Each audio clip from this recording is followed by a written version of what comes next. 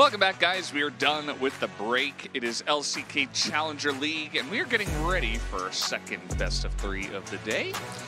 We already had 3 games in our first one, Wolf. Yeah, we had 1 and 2.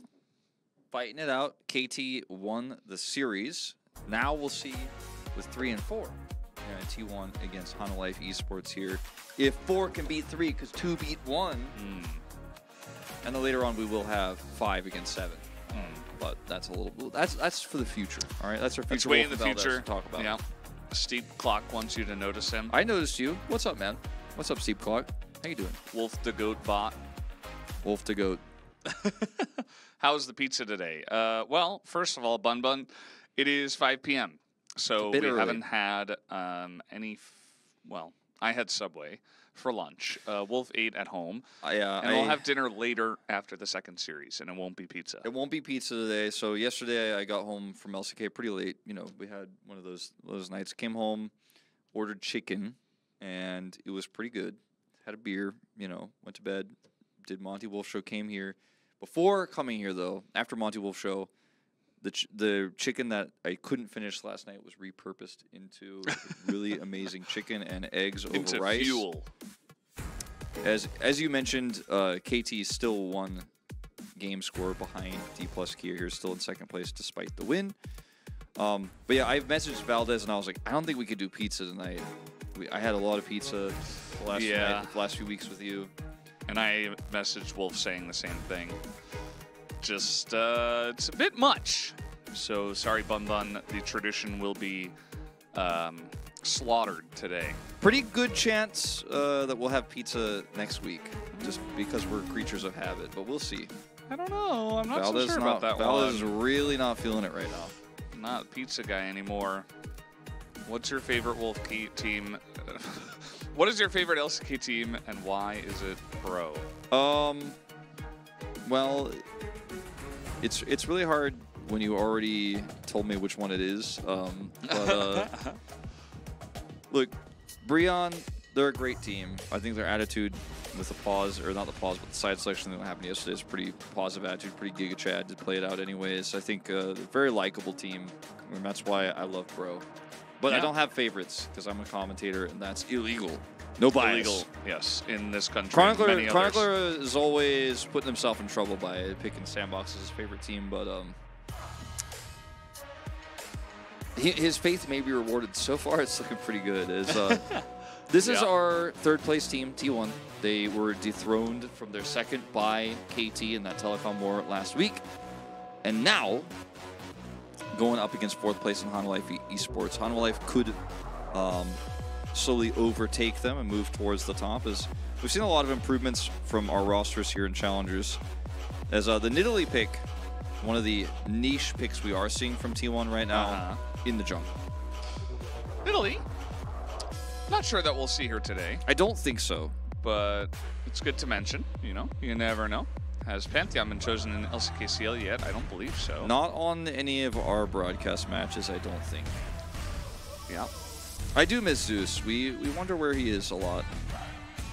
Yeah. Oh well. Oh well. I miss Fly too, but casters can reach out because we're programmed to respond to what you say.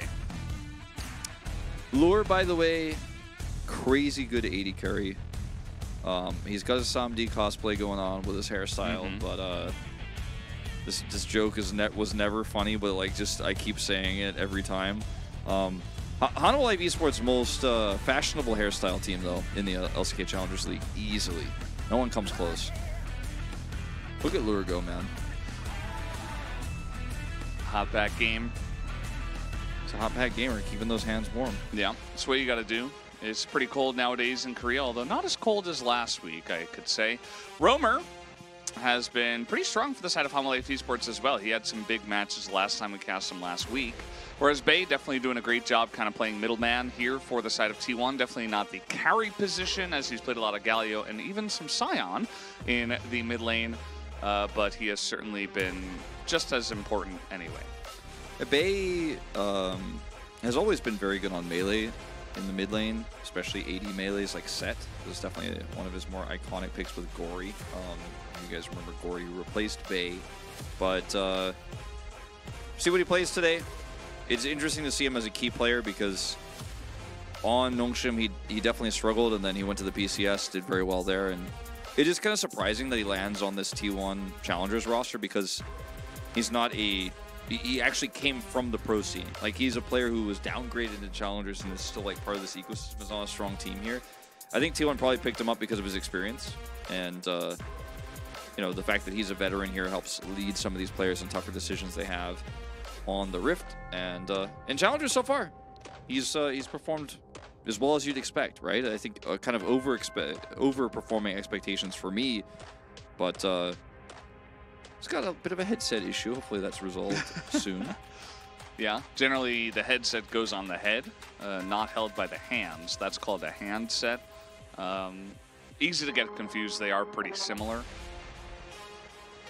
What would you say a handset is? Is that just a phone? Generally, yes, but yeah, it's that's more usually like what a handset is. A Palm Pilot, you know? Yeah. A Switch, perhaps? No, I don't think Switch a handset, to be honest. Not really. Okay, casters, what is your favorite sauce to have with chicken nuggets? I'm going to have to say honey mustard. I was thinking about BBQ, but I'm going to have to say honey mustard, to be honest with you. Yep. Interesting. Putting like my real thoughts out there. I think honey mustard, in my mind, is a pretty low-level sauce. Sweet and sour, very good option. Sweet and sour, not a big fan either. All right, so what's it going to be, Valdez? Valdez is over here trashing on everybody's choices, not even saying what he likes. Valdez is like, I dip mine in chocolate. Okay, whatever. Mayonnaise. Mayonnaise? No, that's yeah, the real good. L take. No, what? Mayonnaise is good. Buffalo sauce or any kind of hot sauce is also good. How about... Everybody's calling you out. How about some ketchup? Ketchup is also nice. Oh. Danger, danger. Brendan Valdez, danger. I'm unsubbing if mayonnaise is your real answer. I'm sorry to let you down. How about spicy mayo? Mayo and tomato sauce. Chili sauce. Some T1 supporters here. By the way, in the arena, just always want to shout out the fans who do come down to watch these players. I got word that there's some Western fans here actually as well to watch today. I don't know if they were shown on camera while we were finding out about Valdez's terrible sauce choices for nuggets, but his hot takes. Mayo is great on everything, basically. You can put it on French fries. You can put it in your sandwich. You can dip your pizza in it.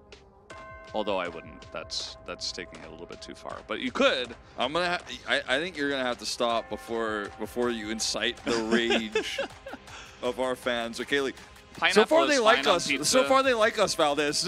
Let's keep it that way. Pizza with ranch. That sounds good as well. Ranch is a top tier sauce as well. Oh, thank God the draft is starting. It's very much in the same realm as mayo. Pickles on your burgers, yes, of course. All right. Caitlyn got banned. That's good. That's good news. Probably thinks Scooby-Doo's on the other team. Where's Faker? YouTube chat. He's on the LCK team. They didn't actually say that, but I'm sure they will eventually. Just getting ahead of it, you know? Yep. We'll see Zarya also banned here. So we've seen a little bit of Zarya already here on 13.1b. Even with the Yuumi nerfs, the Zarya Lulu can be quite strong. And you and I talked about it before Game 1, but we would not be shocked to see Yuumi just because it's still comfort for a lot of these teams, even though it is very weak right now. It basically removed from the game. You know that mayonnaise goes on pretty much every burger you eat outside? Yes. Yeah. Pretty much. Yeah. Mayo is a top tier sauce. I mean, just saying. Just because it goes on burgers doesn't mean it needs to go on nuggets. It goes on sandwiches, goes on French fries. Not on my sandwiches. Unless it's a burger, in which case that's like, you know. Is a burger a sandwich? Good old Zyra Is a first hot pick? dog a sandwich? No. Look, I think it is. You can have this debate in a lull state right now. We're going to talk about this hype Maokai first pick. That's never happened before. True. Yeah. Okay. That's not going to happen without a Zeri. How about Yuumi right? Sivir? Is this the new meta? Yuumi Lucian? Hold on. Hold the phone. That looks like it makes more sense. That's the slightly less nerfed support that we have that's strong right now in the LCK on 13.1b. Hot dogs are a type of taco. Varus is banned. I don't even know what to say. Yeah, Varus definitely banned. Lucian not banned. How about Lucian Heimerdinger? Is that a thing? It could be, but I don't like it. This is very weird to actually take the Heimerdinger with the... It probably will be. Jin Karma could be picked now for HLE with the Maokai. That's the trio that Atlas hates. Like, Atlas hates Jin. I hate Swain. You hate Jax. For some reason, Chronicler hates Aatrox. I don't know, but we still don't know. He didn't. Okay, here it is. Hold on. Jin Karma, is it coming? Karma. Atlas, if he's hopefully he's getting rest and not watching this, but if he is watching, he's turning it off now. Might not be the Karma yet. Well, watch if it's not, ban it. Yeah, it's not going to be. Like, ooh, that's too scary. If it's not Karma now, I don't know if it's going to be Karma later. He's in the chat. Oh no. Hide your eyes. It's coming soon. The Jin already happened. Jin Maokai. Jin Maokai, but no Karma yet. That's the one. That's the pairing that Atlas really despises the most, I think. But let's see what this 80 carry is going to be. Samira Heimerdinger, not a whole lot of push power there. Zaya Heimerdinger, maybe. What did I tell you, Wolf? I tried to get ahead of it, and now the entire YouTube chat is spammed with where's Faker, where's Guma, where's Keria. Can't save him. Sivir is the pick, though. Sivir and Heimerdinger. Imagine that. Imagine that. That's a new duo unlocked. Support rank C unlocked. Okay, well, there's a lot of wave clear with this. Obviously, you have Sivir who's going to get a lot of value out of new IE potentially. We'll see what they build with this. I don't think it's going to be lethality Sivir, which would be really interesting. Like, that has not been a thing for a while, but it does do a lot of damage really early in the game. And they banned the Jace, by the way, leaving the Karma, so maybe T1 and Atlas on the same page. Like, yeah, you can pick that Karma. They're gonna ban a second. They're like, ooh, that's a really strong duo. We gotta take care of that one. Alternatively here, like the there's a few other supports you could go with here. I don't think you want Lulu in this case as Hanwha Life Esports, but what if they pick like Draven? Jin support. I wouldn't hate it, but I think Soraka might be what they do if they don't take the Karma. Just feels like there is a potential angle. Lure on Jin feels like, I don't know, like the guy is very strong. I'm sure he's a great Jin player, but it does not feel like it suits his playstyle. Hype, you know, on the other hand, like that's a great champ for him. Lure has not played Jin yet. Yeah, he has actually not even once. It's not his type. You know who has played Jin is Bout. True, but he's not playing it this game. Gnar pretty comfortable Duro here. Has not. Into the Cassante. They took away Bay's Galio. Okay, we have heard the whispers about this. I saw this last night with a Yasuo in the LEC, and Yasuo. No. You were watching LEC? Yeah, well, you know, I just watch all the LCK, or sorry, all the League of Legends. Or am I? All right, Vi Ahri, by the way, old school. Haven't seen this in a while, but because it's usually banned when you see the Vi come through, it's going to actually make it through here for Bay. Not too familiar myself with Bay's Ahri, because I haven't commentated him on it yet, and he left the LCK when Ahri was meta after she got her rework last year, so I can't tell you guys how I feel he's going to perform on this, but it's a strong pick right now in the meta. You have pick potential with this Vi. You have a lot of wave clear in the bottom lane, the Sivir Heimerdinger. It is going to be the Senna support, not fasting Senna, I think. I think. So yeah. we'll see. It might be a bit of a weird role swap down here on the bottom side of the map. And for the Hanwha Life Esports comp here, you have a lot of really awesome combos you can set up. You can Realm Warp down to try to stave off the pressure bottom side if you have Prio. If you... Yes, that is a league that exists. YouTube chat. Thank you. Can you try listing the other ones? How many can you name? Oh, God. How many leagues can you name? So yes, Senna gonna get some value here with Jin. Obviously, there's some synergy between these two picks. The Maokai ultimate makes it all so much better, and I've lost my train of thought, Valdez. Yeah. Where's Yumaguchi? I don't know, but he's not here. Senna's so fun, needing more buffs, I think. We'll see, we'll see. Maybe after today, Halma Life can make that a possibility if they prove that it is not good enough.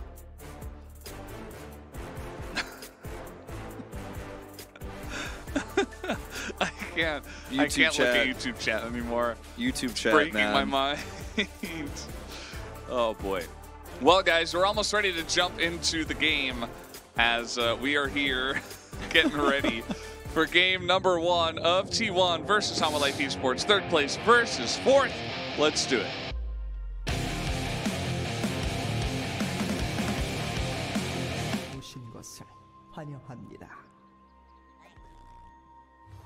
So it's not Jin Karma. That's the first good news. Yeah.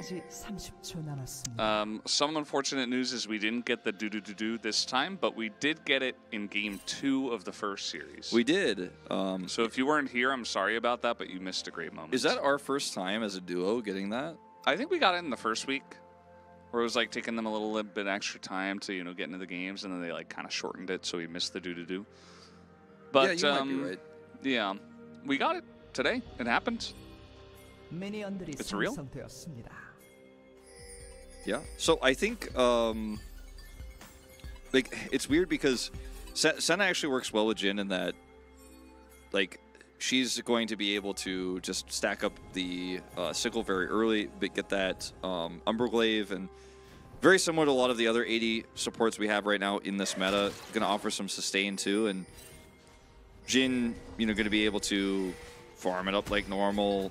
If you can get the root off as Senna, you can follow it up. You have good ult follow up there too from Jin, and you have a Maokai. So there's a lot of ways to say like, all right, Maokai ult into Senna gets a root, into Flourish, into Curtain Call, right? There's a lot of ways to pick a single target, especially a melee, in this draft. So Val's is giving me the, why are you talking about the game so seriously? Like this is a professional league or something kind of thing.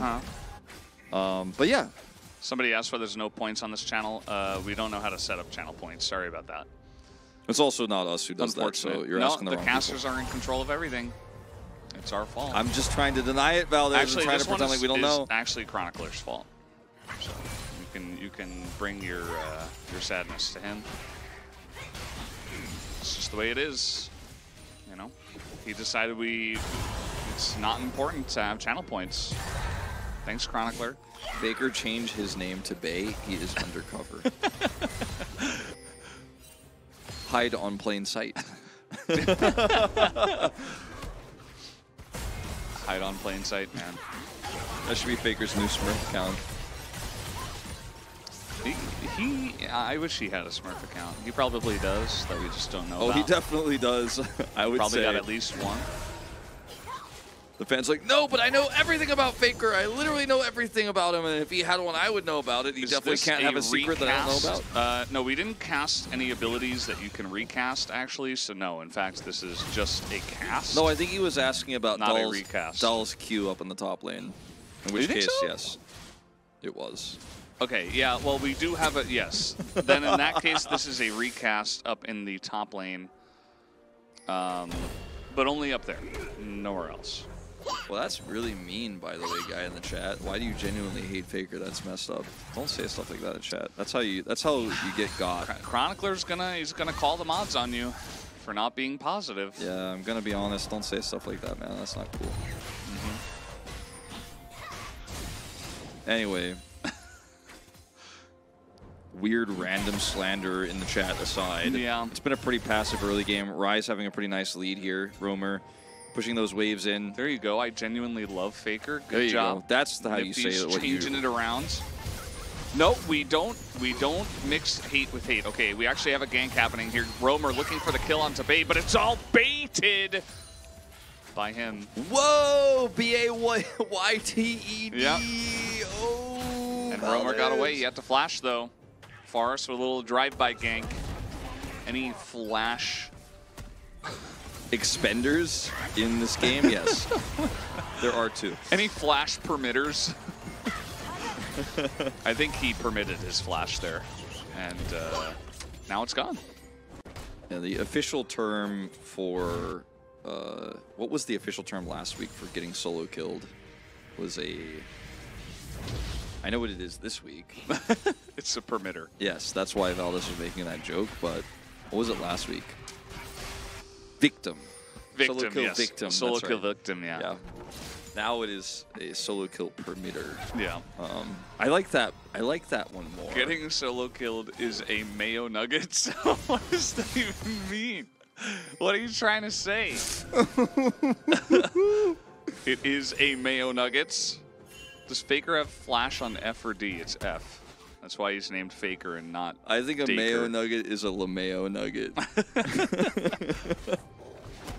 Look, Faker's in the chat. He can confirm mayo's a top tier sauce. There you go. Excellent. That's all you gotta know. It is, by the way, the dematerializer variant of Ari. This is like the old school way. A lot of power in dealing with this rise early. Will he use it on this cannon minion? I don't think so. He's got the wave in a good spot. I remember when Dematerializer first came out, and wow, you're old. Go on. Okay, boomer. Yeah, No, let's just get that out of the way. Definitely a league boomer. And I remember looking at it, and the first thing I thought of, which, you know, is not the main use of Dematerializer, was, oh, this is going to be cool. You can do extra damage to certain minions, you know. You can kind of, like, push the lane faster in the future if you target, like, the melee minions and stuff like that. But then I realized it was just, like, too small to really make a difference. I've been disappointed about it ever since. I mean, it can be quite impactful, and it does increase your damage to that minion type. So, you know, it can help you in side laning. It's still there, but most of the time it's just used to, like, if you're a support, you just get a stack of your support item, or you just push the wave back, you get wave control, you know? I suppose it still helps. As it turns out, you know, at the highest level, these things can mean a lot. Okay, Valdez? You're just out here trying to dunk on Dematerializer. To slander Dematerializer. And I think Bay has a good rune choice here. Since the beginning of Dematerializer's existence. If he went for the Unsealed Spellbook, he's got the set, okay? Not specifically the champion set, but he's got a good set of runes here, and he started with the Ignite now, and doesn't actually use it in this case, and we'll just head back. Fufu's market is better than biscuits and minion demats. Yes, Futures market is quite strong, especially on the jungle. Well, this is a mayo nugget take. See, this is what you walked yourself into. This is what happens. This is how you. Oh no! Look, I have some things that I personally feel about food and things in life that I keep to myself because I don't want to be outed for that, right? I want to keep that to myself. You just said We've outed you a little bit, though. A little recent bit. times. By the way, Bout missing the grenade. Oh, he stepped into the Gen.G. Uh-oh. Or at least in the Deadly Flourish, as he's going to have to flash away from this one. But guess who's on the way? Level 6. It's Guwon. Yep, it is. That's good. Yeah, that's him. It's him. He is the was jungler on the way. That is confirmed. Esports. It was him. That was the guy the whole time. Like, if you guys were confused, just check his nameplate. As here comes the ult smash, gonna block it. Okay, yes, the flash. Yeah, he's just gonna get out of there. Good choice. Good choice, Smash. So that's the Jin Maokai synergy. Where the Maokai didn't actually ult, but like the timing is there when normally you're trying to look for it. But because Bout's positioning was too greedy and he missed his grenade, the Maokai ultimate was not required for the pressure to go off here. The John Cena bot lane, Hobsmithy says, on HLE. Oh, Jin Senna. Haba Smithy, come back to Korea. Yeah. Well. Dun, dun, dun. Forest. You know, he's really at home here in the jungle. Just having a good time. Living in the forest.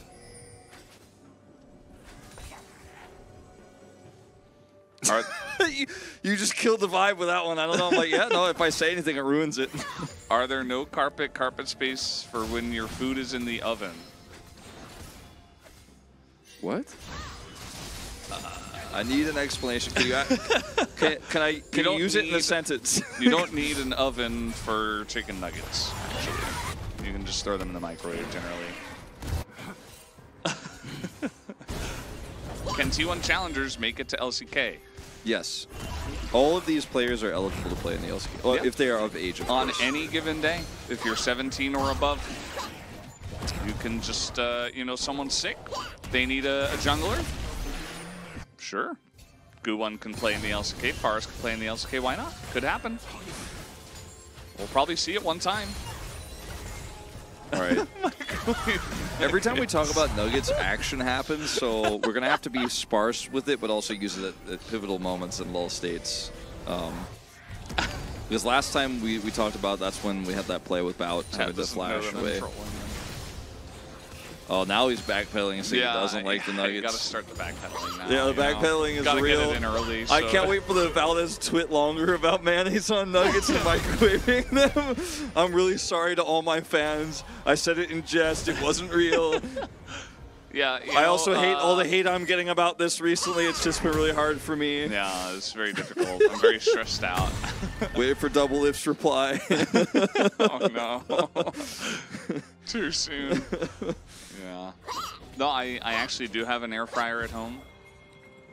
I do not. That's what the kids, I need to get that's one. what the cool kids say nowadays, right? Because air fryer is like the best, right? I just have a normal toaster oven. It's pretty. I mean, it's big enough to, you know, make a pizza, but. Yeah. I put my pizza Root? in the oven. That is going to be, that's going to be Romer going forward. He's looking for the play onto Bay, who did take Ignite with his spellbook this time around. They were able to pick up the Rift Herald tier on the side of Hanwha Life Esports. That's a decent amount of gold. And they will snatch that up. So that's sitting on 35 stacks here as the support item completes. You can see that just ticks over to 500 as I say it, and Romer a little bit too far, and he's gonna get burst down. Little mini heal from the Senna, but that's not enough. But you know what? This combo is just so good at rooting people. Did you see Gu1 and Duro root them for a really long time? It was a really long time. It was a really great I mean, root. we talked about this in the comp, but you have the Jhin, you have the Senna, you have the Ryze, plus obviously Maokai, so like there's a lot of roots. Like it's very attached to the ground, this composition. It's a very grounded composition, if you will. I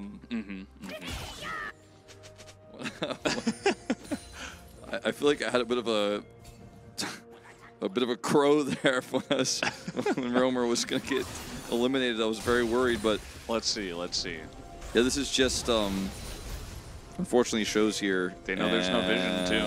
So easy ult. He pressed his R button.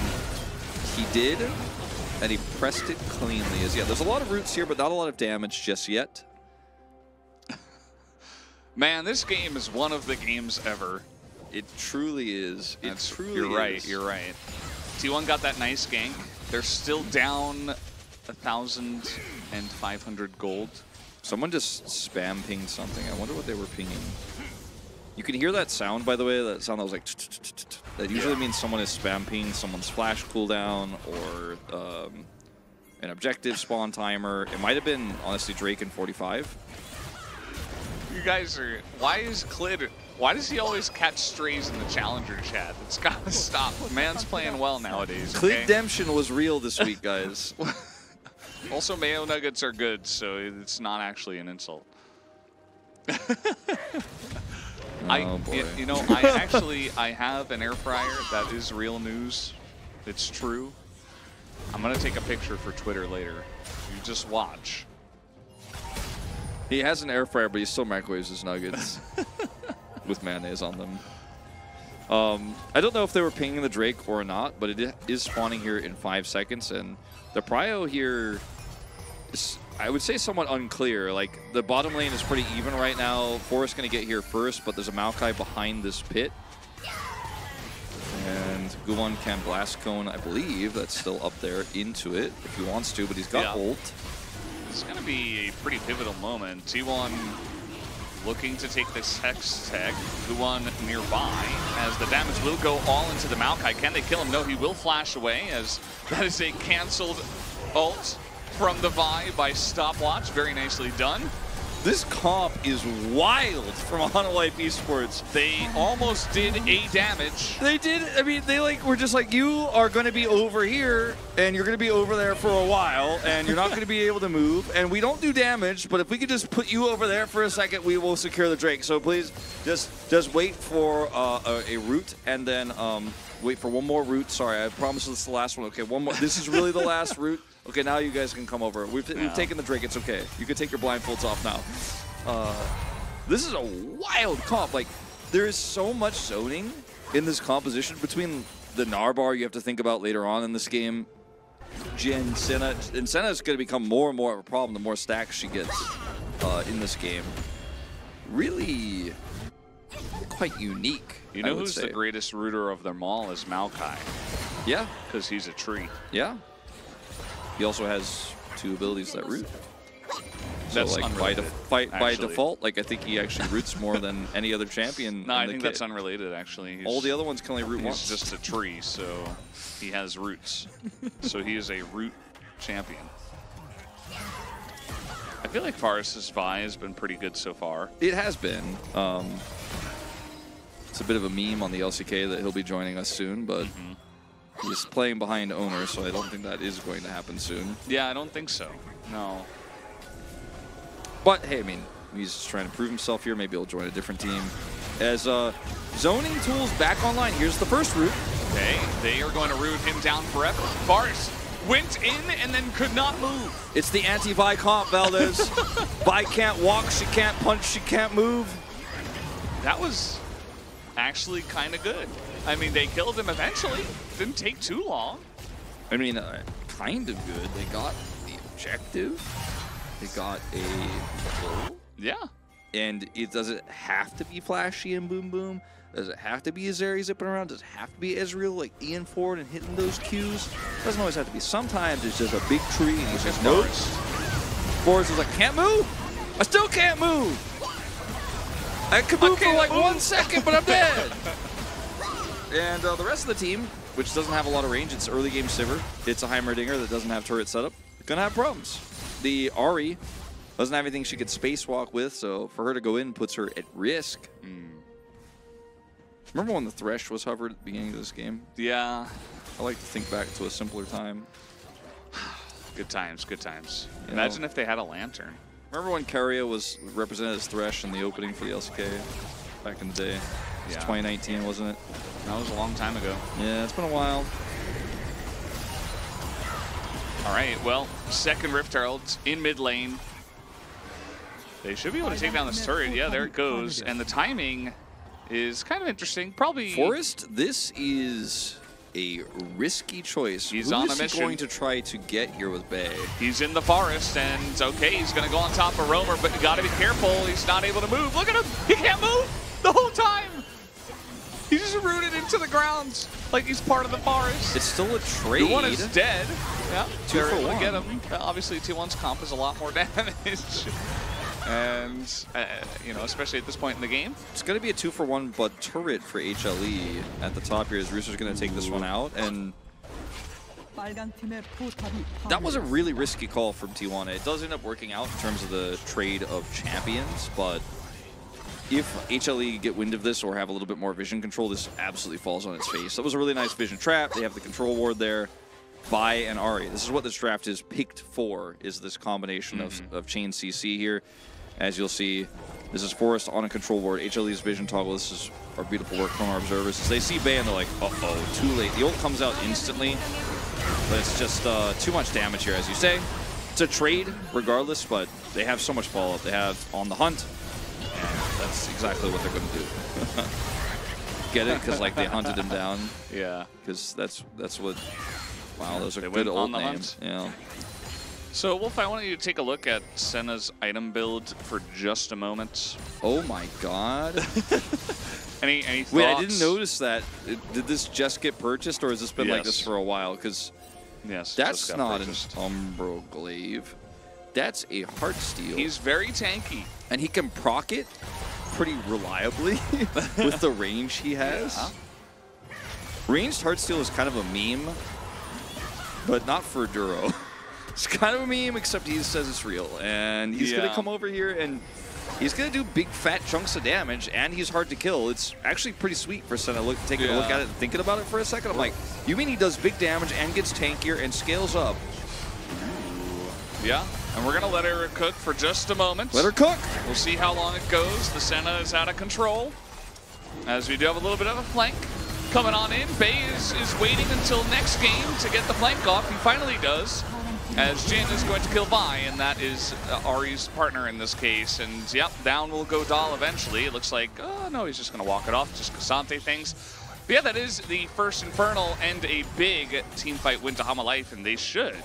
I mean, they do have a Jin, but they should be able to take down this Baron. He is level 9. He has 2,000 health. He has 58 stacks already. Here his support item is going to be completely finished here in just a moment. It's up at 916.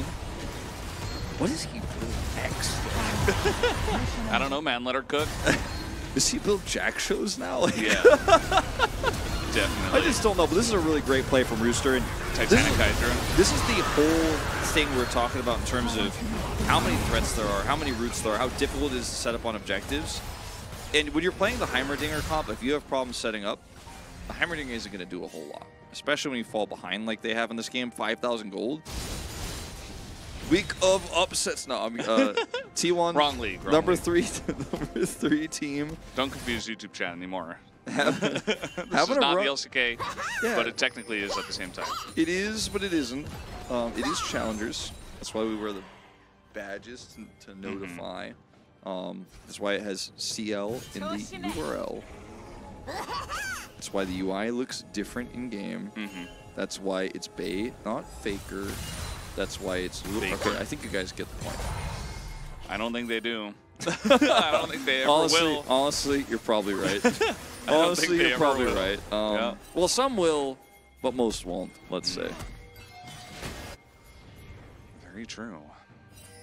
Well, Hama Life are in a really good spot in this game, but they are trying to gang up on Rooster, who is in the one with the rest of it. Oh, no, Guwon's here. Just going to throw out an ult. They're trying to stop this from happening, but the Gnar goes into Mega. Is it enough? He is quite tanky, lives for very long, and nearly gets Forest killed, as now Guwon is looking for a bit more. Trying to knock Bay underneath the turret. As Can they get him? A pretty risky play, and I don't believe it's going to pay off. I mean, they stopped the push. In that case, I mean... Can he get the... No. Yes. Yeah. I thought he was actually going to get the execute. It was very close, but then he waited a little bit too long, I think. Well, this one backfired a lot. Pretty significant backfire. Pretty loud backfire. You know, wake somebody up in the middle of the night. Yeah. I think this comp is very oppressive. I think this comp is very ahead. I think this comp is winning the game. He just barely missed. Well, it's looking pretty in the bag here for Hama Life Esports. They do have the Baron. They have the first Infernal as well as the Hextech Drake. It's like a silk bag. It's very nice. It's very secure. It's got padding inside. It's all, the bag is set. As Rooster buys an insane amount of time here. There's a lot of CC in the game of League of Legends right now. I know that's one thing that I was always told League of Legends didn't have in the early days. Like, oh, one of the best things about League is it doesn't have a lot of CC. Has a lot of CC right now. And then both of these comps, by the way, have turned that up to 11. So almost killed an Gnar. Forest. This guy, he's just like, I bought Merc Treads, I got the rune, like, come on. Can we just leave? And actually, he was able to get out. But it took a little while. He did have to expend his flash as well, so still a big win. But yeah, there's a lot of CC on both of these comps, and this problem is kind of exacerbated here for T1 by the fact that they don't have map control. And trying to make plays like catching someone with Forest here and using that Ahri setup is, you have to go so deep. The follow-up is great for Hama Life Esports because they can just root you in place and stop you. Like, the whole theme of this game seems to be like, Ahri and Vi can't cook. Like, they can't go, man. They can't move. They just, they are mobile assassins who need to pair together, and they are just not allowed to. and that's a problem. Yeah. They let Duro cook for too long. It's pretty unfortunate. And it's not just him. It is the rest of the team alongside of him, at least in terms of this comp. Do not try this at home, okay? I'm telling you guys right now, this comp is not going to work in your solo queue games unless you convince the whole lobby, and nope, that's never happened in the history of League of Legends. So don't talk to your teammates, by the way. Like, that's just a recipe for disaster. I mean, you can, but they're not going to listen to you. Yeah, I'd say talking to your teammates increases your chances of losing by 20%. So really? Just mute them all. I don't know if I ignore them. Yeah, muting them by default is safe, but I don't think that talking to them goes 20% lower.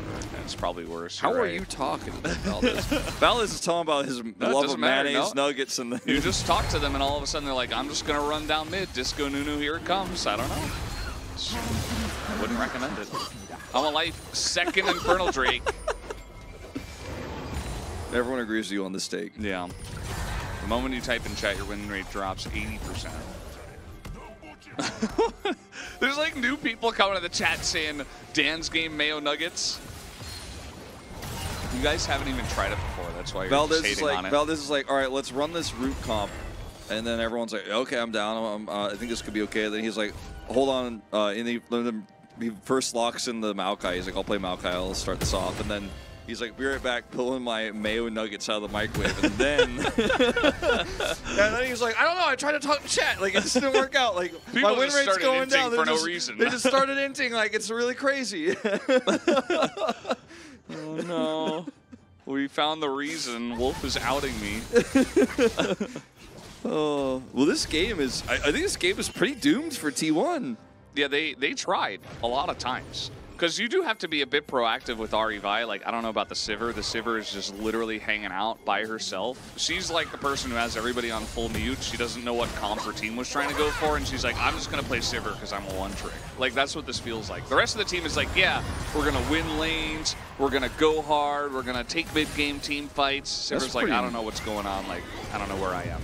I mean, Smash is... And Bay and Forest can't do anything anymore because they just get rooted for 7,000 years. He has 3 items now, Smash. Like, now he can actually try to smash these team fights with the money that he has. You know, he's relevant now if his team can set him up. A little bit. He can block some of this CC too with his spell shield if he is brave enough. But I think his damage number so far, based on what we've seen, is going to be pretty small at the end of the post-game screen, unless something changes here on this potential Baron take. Wolf to go bot. Thanks. Here we go. There's the charm. They are able to lock down Maokai, not the target you were looking for, as they're trying to root down Forest. Forest at least able to trade the 1-for-1, but here comes Meganar, as he is in there, a pretty nice 2-man ultimate, and that should do it for this fight. The Jin, by the way, way in the back, doing tons of damage, as the Jin actually is getting value in this kind of composition. They're able to bonk him down. T1, once again, they're like, maybe now we can catch them off guard, we can move, we're not going to be rooted this time.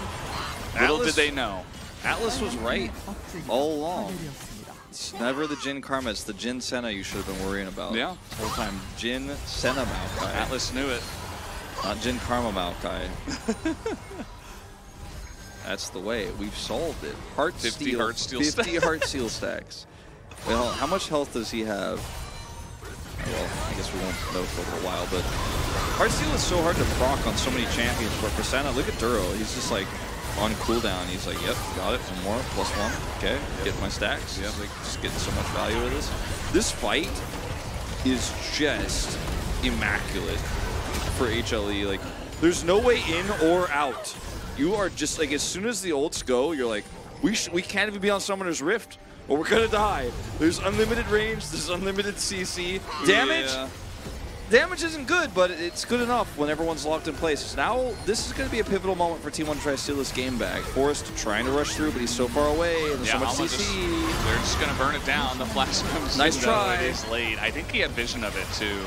Hama did not have to flip that, but, you know, it is what it is. And I know, Wolf, you're not the biggest fan of the flip, you know, word. And in that case, it was probably like a 65-35 or maybe a 75-25, but Again, they didn't have to take that chance. They didn't have to take that chance, all but I'm they. saying. I mean, and I think if the root was, or the Maokai ultimate was a little bit better angled, if they had tried to track the Vi, they could have just prevented that from being a 50-50 while also sticking to it and not really turning. But at the end of the day, it's not really a 50-50, or the 50-50 rather works. Forrest very late, and he's dead, and this is probably going to be the Baron to end the game. Looks like it. They do have a really nice push going on, and again, if anyone on the side of T1 engages, they generally get blown up really fast. All right, so this is the real talk, Valdez, and it's not about Nuggets. Exactly, because is it Duro because this is crazy? Or is it Jin because he did so much consistent damage in this fight? Slather up a Maokai with some Mayo, you get Maokai. Is it the Maokai who just pressed R and then the game was over? Yeah, I don't think it's him. Because it's either, for me, I'm like, is it Lure or is it Duro? Like, because I don't know, man, it's really hard. It is pretty difficult. I don't think either is more correct than the other. I think I'm gonna go with Faker on this one. Okay, I mean that's your choice. I'm just gonna type Faker in the chat and see what they do. Oh no, Vi tried to flank again. He has stopwatch this time, which means he can't get rooted while on stopwatch. Look at Duro. Look at Gula, and he's running into the pit, just zooming into those two people who are trying to run away from the giant Maokai, and they can't. This game is so over. Life just bopping him on the head with a much better draft. See, this is the first time I feel like a Challengers hipster where I'm like, oh my god, we haven't seen this comp in Korea yet. It's so broken. I was the first one to see it. I want to like tell everyone, like, if it was us doing this and Kronka wasn't a part of Challengers anymore, like he just wasn't watching this, he might be taking a break. It's gonna be me showing at work, being like, dude, this thing in Challengers, I watched it last night. Like, you have to see this. That's me right now. This is a sick comp from HLE. They win game one with some creativity. Did you see that play? Yes. He saved his tree. I love it. He's a tree saver. I love it. I'm voting for Duro, man. I don't care. I'm voting for Jungle. Really? Yeah. Well, he was always in position. He did press R a lot. Like, in a comp like this, right, everybody needs to be on the same page. You know how you get on the same page? Press R on Maokai. That's how you win the game. He also was in great position all the time. He tanked a ton of damage, and he got actually a lot of great engages and peeled very well for his backline, who was very squishy, and potentially, if they got behind, might have had a lot of trouble against the high mobility of the side of T1. Although I still think that the Sivir, Heimer, and alongside of Ari Vi needs to go. That wasn't great for me. Yeah, that was not quite Valdez's tempo, as he likes to say. At least there wasn't a Jax in the top lane. I thought that the Sivir Heimer could have worked out into a lot of different other stuff, but it didn't work with Ari Vi. Like, if there's a long team fight comp, like if this comp actually has like long-standing mid laner who can fight like Azir or Victor, just any other mid laner that could really fight long-term, like I like this more. But you don't have a front line, because K'Sante can be a front line, but not in a comp like this where you're trying to pick. Like, he can then take your charm and Vi ult target and pull them through a wall, but I mean, the damage done by him in this game, I think, really tells the story of like how little he could do into all of the roots, all of the Maokai ulting. This comp, I don't think should ever be allowed to be played again, like in any league, in any region. This is just too much. This is too much. And it has a lot of win conditions as well. Like, even if this was kind of going even, the Ryze was pretty safe, and it was going to do a ton of damage in late game team fights. So like, even if you are like a Jin hater or a Senna Heartsteel hater or whatever, their Ryze is very meta and was going to be doing insane stuff as this game came along. So I feel like they just built really well around Jin Maokai. And they're like, what can go with this? Well, Ryze is really good. Let's pick up the Ryze. Oh, that's a lot of CC. How about Senna? That can go well with the Jin. Also provides a lot of support, a lot of even healing, a lot of team fight potential, and also a root. Is the big brain play to vote for the Gnar in this game, actually? Like, is it Rooster? I don't think so. I don't believe so. I don't know. He did a lot, too, like, thinking about it. He did a lot of damage to K'Sante. I mean, not his damage. Like, he set up some of those fights really crucially. He was good. I mean, he was solid. I just didn't think he was like the standout guy to me. But if he got a vote, I wouldn't be like media Hey! W. Rooster picks up the paw. The first one of the season. 3-1-6. I actually, immaculate. 412 CC score. Wow. Didn't even know that was possible. As soon as I realized, like, as soon as I asked the question was when I realized, like, actually I think Rooster probably should get POG. Because we were so focused on all the rooting and all that stuff, but actually Rooster had a pretty sick game, and he had some really amazing ROs. No, part of that was set up by the Maokai ultimate, the center pressure. Yeah, but like it helps when your opponent can't move. Yeah, it can be useful, and also when you don't accidentally lock in Ghost, that can be very helpful in setting this up. I think he's got the greatest hair in the league, so I'm not unhappy about this at all. Yeah, no. I think he's got the best hair for sure. Easy vote. I would love to see how many votes the others got, but we know that at least... Wait, actually, considering that you and I didn't vote for him, you would have had to get at least 2, so there's a possibility there was 1 other vote somewhere else. But if the other vote was the same as us, it would have tied, so anyway, I don't do math on stream. Yeah, don't. Yes, 412 CC score. I don't know. We're going to have to figure that out. Either way, guys, we are done here for game number 1. We'll be back after a break.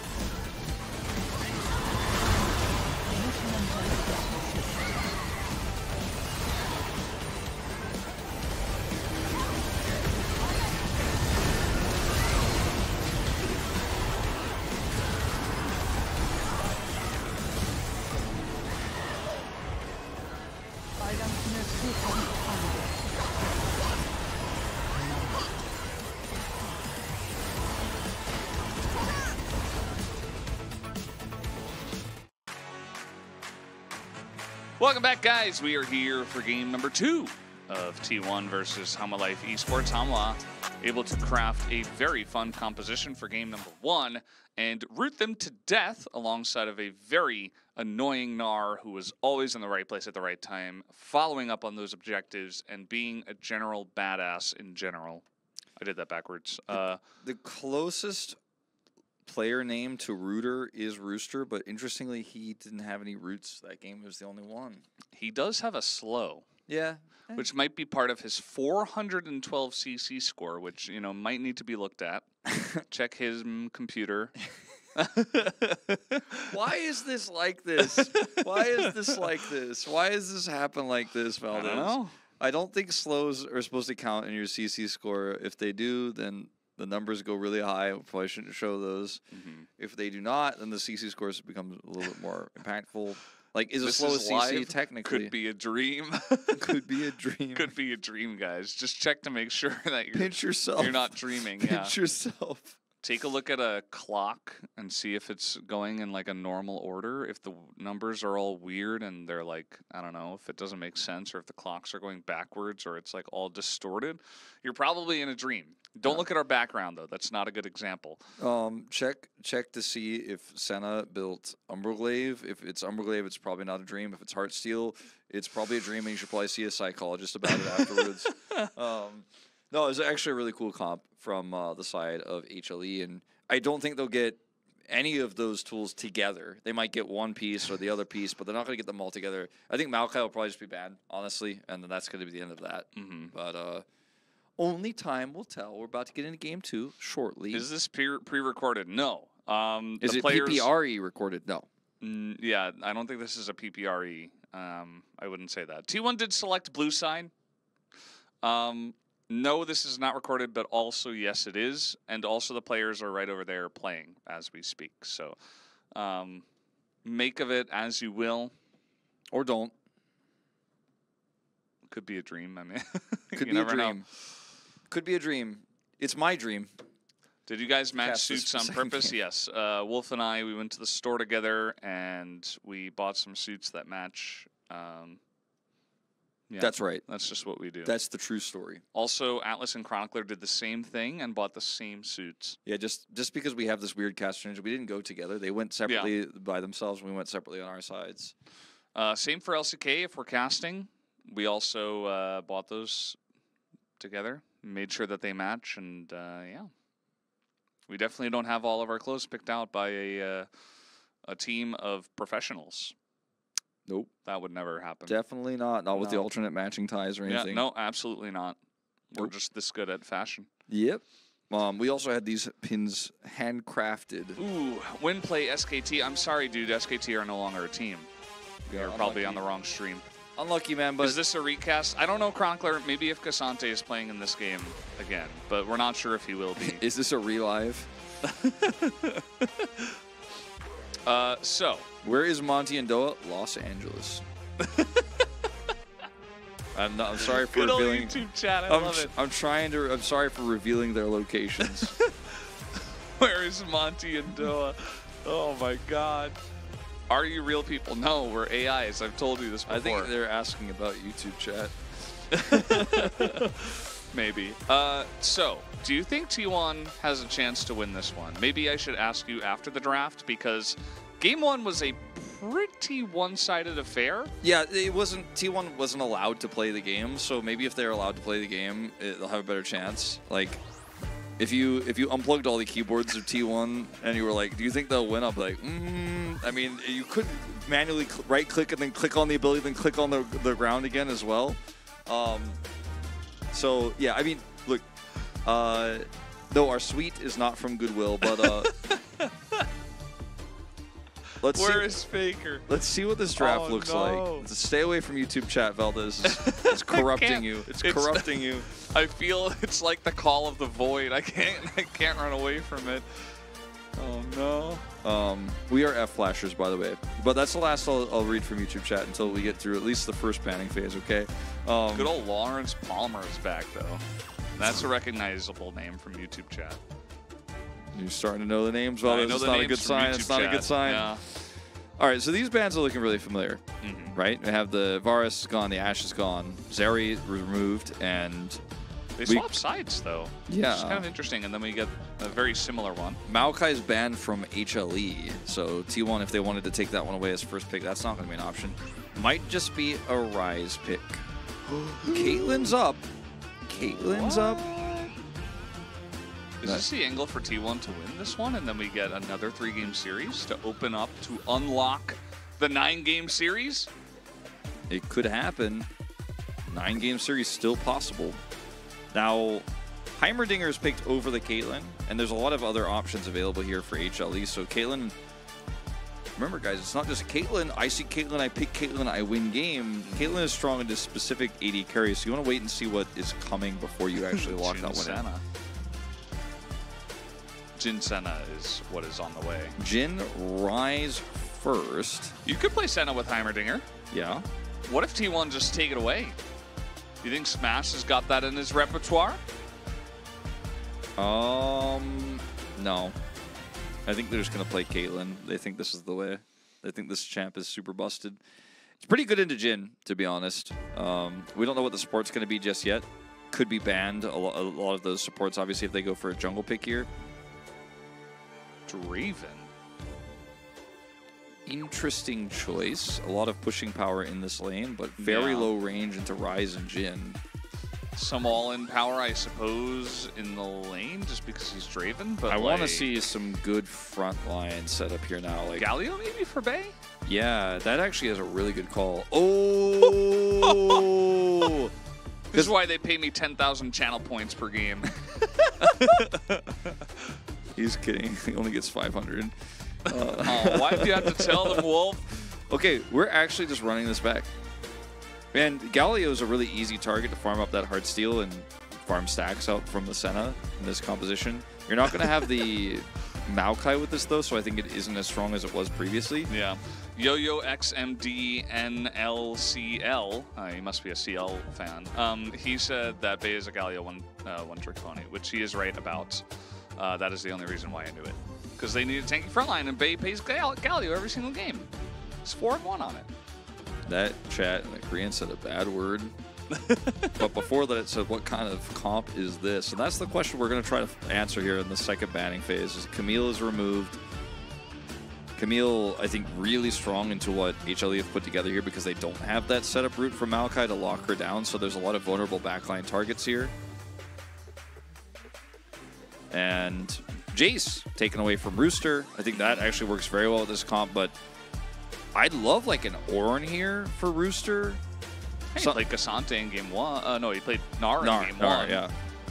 Could just play it again. Do you think they ban it here? They might. I mean, he's going to, you know, obviously if they ban it here, then he could play other stuff, but they can save that R5 pick for last. Taking away the Renekton pick. So take jungle now for Guan. Take Gnar. I think you could take Gnar, but you could also just try to counter it away. I mean, the banning the Camille makes it seem pretty face up. The Wukong is the easy call. So you have a bit of a front line for this comp, and you have extra knock-up. No rooting this time. No rooting, yeah. I don't know. I think that messes with their synergy, you know, their vibe. Oh, okay. Graves. Graves, interesting. Exists. Graves, a lot of damage here, just straight up with a follow-up. Like they have Galio goes in, sets up a taunt, you have Jackson in follow-up, and then you have this big Graves Draven damage that's low range. This comp from T1 is basically like, we do the boom boom or it's bad news. Like there's not much staying power in this draft. There's not a whole lot of intricacies around, ooh, can we front to back this? Because you're dealing with poke from Sana, you're dealing with Gen poke as well, with the engage that is set up from Guan. Yes. Grives. Who's Grives? I'm not sure. We also had someone in Korean ask, are T1 trying to lose? What's with the Graves pick? Well, I actually think Graves has been on the rise, Wolf. I think it's pretty good in this composition, but it does limit some of your early ganking power in this comp. So I have bad news, guys. No nuggies tonight. Oh, what? Mom said no nuggies. We were trying to get nuggies for the stream. Well, we might be able to finagle it. Well, this is Mom from New York calling and saying no nuggies. Damn. Said that McDonald's is too far. I mean, how far could New York City be from Seoul? Like what? I think there's a way. I'll get into it in a minute, but first let's look at these comps one more time. Great front line, decent follow-up damage here, but very low range. Can be out-poked, can be chipped away. If this game goes really long and Senna starts to actually get that range, it could be a disastrous game once Rise gets online too, but... Yeah, I feel like Smash is going to have a rough time of getting into these fights. Yeah. Like, there's so much zone potential with Rooster and Guwon alone, and then you consider all the range, all the routes, and just the general playstyle they had in game number 1. It is going to be rough, and I think T1, you know, they're going back to some comfort. They have picked some new stuff like the Draven. I'm going to take a quick look here and see how many times we have seen this for Smash. 0 games of Draven, but I'm sure he is well practiced on it. But can he make it work in this game? I'm not so sure. I think we'll have to wait and see. But guys, we are going to jump onto the Rift right now for game number 2. I think the Nuggies may be saved. I think it may be saved, Valdez. Yeah, I think we're saving it as we go. As I actually know another place we can get them from. I'll tell the chat about it later. It may be closer than you think. Mm-hmm. All right, so Aftershock Galio. Lethal tempo here on the Draven, unsurprising. Comet, Dinger. I got the Fleet Footwork Guardian on Senna, interestingly. And yeah, same as game 1. Yep. The just gonna Guardian a lot with his huge amounts of health. Yes. Love it. Thick Senna. I wish that champions, as they got more health, they got wider. Not larger, just wider. Like, well, yeah. they became like easier to hit somehow. Some items can El Thico. Some items can increase unit size, as you mentioned, but yeah, it doesn't quite make them wider, does it? I guess from a certain point of view. Cho'Gath. Yeah. I just wish it was like a normal thing that all champions in League of Legends could do. When are we gonna get Wide Senna happy in this chat? Good question. Well, we'll see. When are we gonna get any emotes? How many heart steal sacks she gets? Maybe that the health bar feels wider when you see the little small chunks. True. Truers. Ooh, Smash missed 2 CS -2. He's missing it to get that CS difference. Getting up there, pushing Jin, pushing the wave into Jin. Yeah. It's not working out so far, but can he deny that Senna stack? Nope. Nope. Nope. Absolutely not. And yeah, I mean, they're going to push in. It is Heimerdinger. It's the way. It's fine. I mean, Lure and Duro dealt with a similar thing in game number 1. Sivir and Heimer push very strongly. And yeah, I mean, the Draven just going to be more threatening, can last hit very easily, can push it in pretty well alongside of Heimer once again with this turret. So Lure and Duro under turret once again. We'll see if perhaps T1 can make some more objectives happen, or at least Drakes in this game. They were a little bit weak on that one in game number 1, just because a lot of the team fights were going awry very early on. Yeah, obviously the objective control is so easy when you have that amount of just massive, all-encompassing CC and damage. It was just like you could just imagine Jin's cone of his curtain call, and just anything in that area is doomed. And in this game, it's kind of like that, except anything in that area needs to also have a Wukong ultimate on top of it. Mm-hmm. And or they need to get Senna to a point where she is online and doing a significant amount of damage, because she was a lot of great utility in that last game. I think if the game went longer, we would have actually had more interesting conversations about the build, but instead it was like, ooh, this build is cool, but I don't think, frankly, it really matters that much. This game, I think it will. Yeah, that's true. A little bit of Bay lore. He is not Faker 2.0, who changed his name. But he did used to play for Nongshim. He went to PCS for a little bit. Yeah, Valdez knows the lore. And he's back now to play for T1 Challengers. You and I went to MSI when he was on the PCS team, and we didn't actually get to commentate him. I don't think I did anyways. I don't think I did either. Kind of sad we didn't get the chance. We got to watch him, of course, but down here in the bottom side, you have this lane just pushing in pretty hard, but it's been stable enough, and we're just kind of watching Duro farm. We're just watching him cook, so to speak. That's what the kids say these days.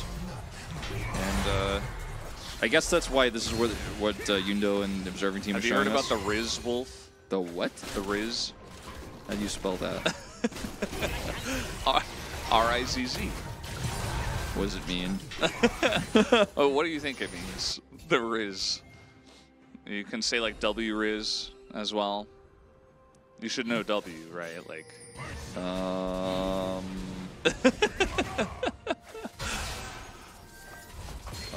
right, chat. Use it in a sentence.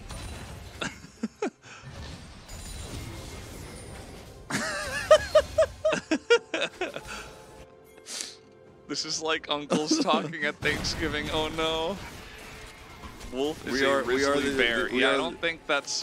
We are the we are the uncles of YouTube chat. We're a little bit worried about YouTube chat. Chronicler Riz Crizzler. Nah, this kid has unspoken Riz for real on God. Okay, there you go. What do you think it means, Wolf? I don't know. I was like, real issues? Yes, real issues. Ezreal gotta stop trying to rizz up Lux on God. Yep, that's pretty close. By the way, we have some action. Yeah, Bay doing some serious damage. I don't think that this Drake should be a fighting point for HLE this game. It's the ability to receive. It's like aim. Oh. But it's used when like people are trying to like hit on someone, and it like went Riz, so they'll say like, oh, it went well, so like W Riz. Okay. All right. So. Charisma. Ah. I don't know where it's from. Oh, I guess it is from that. I was gonna say I don't know if it's really from that, but I guess it is. I mean, maybe it's just because I'm an old boomer, but this basically makes me think Shaggy saying Zoinks is cool. Oh no. But whatever you guys, Riz. No, I can't use it like that. Whatever. Yeah. I guess the word Riz has Riz for you guys. It doesn't have Riz for me. Yeah. Okay. So anyway, back to the game. It's good. Back to the game at hand here. First objective to T1. This is as you'd expect them to have with this Dravenheimer comp. That amount of control. Obviously, they zone out the Rise. It's not that strong at this point. Guwon took a ton of damage. He's falling behind in this game. Not going to be the all-in angle here. The root does go off, but if this goes to Soul Point here, and it's a very valuable Soul, Hanwha Life Esports are going to feel really bad. We don't know if that's going to be the case yet. It's Chain CC. You root him. Yeah, we don't know. No Maokai, rip. Isn't this the same Drake sequence that we got from game 1, where it was like Cloud into Hextech, and then we got, what was it, Infernal? Yeah, it was Infernal.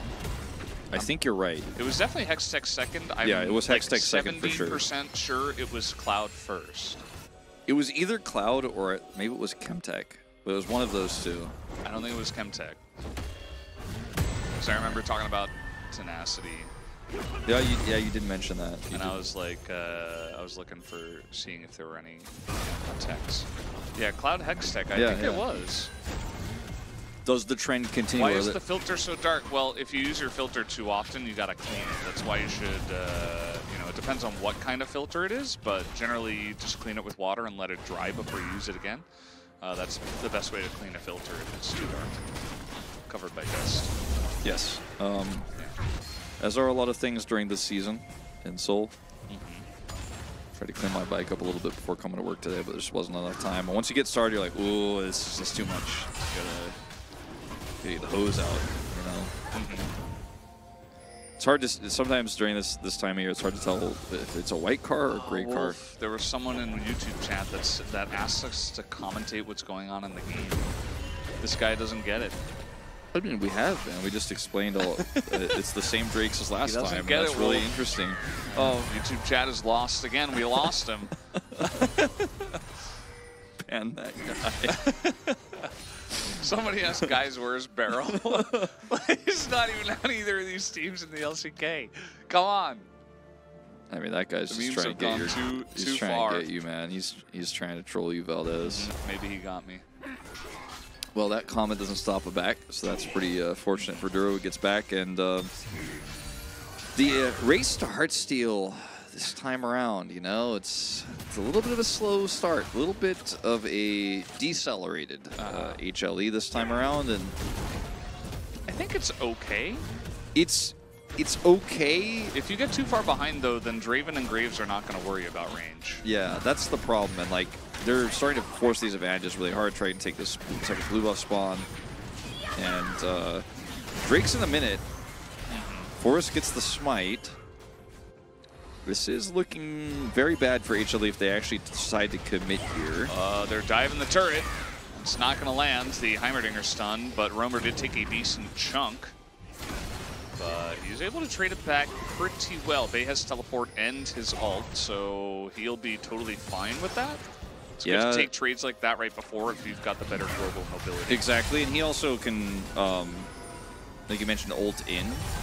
And T1 don't have to worry about damage here for HLE on this Drake. Like, it's going to take so long to go down, and it's 30 seconds anyways, so he has plenty of time As you can see, he's just teleported back mid. He's just going to hang out and be like, cool, you're missing a third of your health, and I'm going to try to be aggressive with you again. Push this wave in. Guwon has some agency in this game in the early parts of it to try to set something up in this fight with his flanking ultimate, his flank cyclone. He has flash as well. But it has to be on the right target. Maybe he helps blow up Forest if Forest is trying to do some of that early damage, or maybe he gets Smash or Bout in the backline. But trying to go toe-to-toe with a Jax or a Galio isn't going to work. So a lot of this is going to be about who has the better setup, as Romer is now taking the aggressive health chunk away from Bay, and he does not have that teleport anymore. Still has ult. Drake is live. This is time to sink or swim here, HLE. How are you going to set up this fight? Herald's dropped. Going to get tricky. Yeah, it's pretty rough. Interesting position to put the Rift Herald, but I suppose it's close enough. We'll just waddle her way over, get some gold for the jungler, as it didn't look like Bay was close enough. They're just going to gank top. That's the play. Yeah, not a fan of this one. I'm going to say Elriz on this one, Wolf. But let's see if they can get the kill. Nope. Oh, flash on in should secure it, although we probably should have given that one to Duro, as he is the real carry of this game. But yeah, he doesn't even get the assist. It's just giving a Drake. Yeah. And it also meant that they had to double flash for this, and the chances of this going poorly were actually quite high. Like, they almost didn't get the kill. It's a double flash commit. Forrest gets this Drake for free here. Bout and crew are around, and this is going to be a 2 Drake really way more significant. Wait, don't you get gold for killing dragons now? I guess not. Wait, you mean the 25 gold you normally get from killing dragon? Yeah. Yeah. Why didn't it pop up? I think it was just maybe off screen. I think he does get it. Well, this is the gank. Yeah. Senna not getting the assist, actually not a big deal. I think more about Duros is trying to make sure they get the kill there, because that would have actually split the gold down even further. 970 gold in the lead for this Cassante. Small lead for Romer on this Rise, which can become significant later. Does have his Rod of Ages online here at 13, so talking about that 23-minute finish on that one to get those extra experience, get the better realm warp, all those extra stats. But, you know, it looks like this composition for T1 is kind of on a roll. It is going to be the Ocean Soul, or Lake Drake, as we colloquially call it here at the LCK Challenge broadcast. Infernal. Definitely pretty huge for HLE, but I don't know if the good news really starts there, because there's a lot of other problems here. Baron, the second Rift Herald fight they can't fight on just yet. These are objectives they will have to fight over. And T1 is getting these raw stats from Cloud and Hextech anyways. Rooster is getting very fed. I mean, this is kind of the way this matchup goes. Like, the Jax loses early, and the Cassante gets ahead, especially if he gets a gank. That's going to help even more. So he got like 4 or at least 3 turret plates, and he also got an assist for the kill on the top side. So Rooster rather is going to be very far ahead, but like, what does it mean? Cassante. Yeah, what does it mean? So he's not side laning powerfully. He's going to have some additional stats for team fighting here, but this comp is not based around necessarily the Cassante ults, which is why we were not too enthusiastic about it for how it works in this draft specifically. As he's got a Bramble Vest online here. Could try to push some advantages up there top side, but Bout's Heimer, man. Frustrating to deal with. Yeah, he's been pretty good at that. And just going Rocket Belt, you know, the classy Heimer build, you know, the one where you sip tea and go, very nice build. I'll enjoy a build like this every now and then with the heal deny Oblivion Orb. Very nice. Pinky out. Pinky's up build for sure. Pinky's up, pinky's out. All right, well, they're just going to take the Rift Herald, and Humble Life, a really good response. This is kind of like what T1 in LCK does, which is like, okay, well, we can't really fight this. We know this. We know our win condition. So we're just not going to fight it. We're going to try to get a win elsewhere on the map. Now, it was in the mid turret, not the bottom turret, so they didn't really get that much value out of it. It was just a little bit of a push. Yeah. And so T1 here in Challengers was able to stop it relatively quickly, and they got that Rift Herald. Umberglaive here on the Graves, by the way. We talk about this on AD Carry Sports all the time, but Graves also builds this for some more vision control. Without vision, this composition for Humble Life Esports really going to struggle. And being able to clear all that vision and have additional vision here is going to shut down Guwon's flank angles. And Rooster's playing Cassante. He doesn't really get to flank. He kind of gets to just hope to find somebody on the edge of something and pull them out, or just do a bunch of damage and tanking for the follow-up CC. This comp for HLE feels like a failed Salty run back because, as we discussed many times in that last game, the backbone of the comp was the Maokai. And you've just been like, well, what if we just did it without a Maokai? Like, what if the snowman didn't have a head? Would it still be a snowman? I'm like, I don't think so. It's just a ball of ice then. Like, what are you doing? I can see what you mean. I mean, what with Valdez microwave Dougies if they don't have mayonnaise? Like, absolutely not. Absolutely, no, never. I think that Maokai offers a lot more than just his roots, you know? Like the vision control, the area control that you get with saplings is really strong. We've even seen some madmen in the, I think it was the LPL, forget exactly who it was, going for full AP Maokai. Just saying, okay, well, my saplings are just going to own you. And you cannot approach us, especially if you're ahead, like the Maokai can do so much for you. Solo queue, double mask Maokai is really common. You see it all the time. Very frustrating to deal with. Not going to be relevant in this game, unfortunately, but T1 just keep coming over here and defending these turrets. Has position now. Counter-Strike down, you're going to have to play Valorant. You've been holding that one for a while. No, I haven't. That's how you get positive about Jax being in the game. I see it. I see it. Find any angle you can. Well, I mean, HLE had position for just a second, but they've lost it now. And they have to get through this control ward and this brush. There's all the roots. Dala's in a little bit of trouble.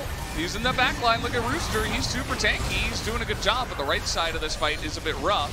As now the shots gonna come out here. He's gonna hit all 4 of them and delay the back of Bay. This should be Hummelite Esports' Drake.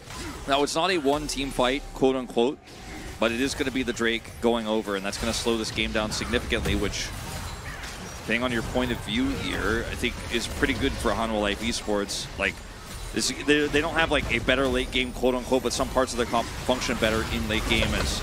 Okay, there goes Gulan. Okay, we're just doing it again. Found his R button, as it is 1-0 in this game.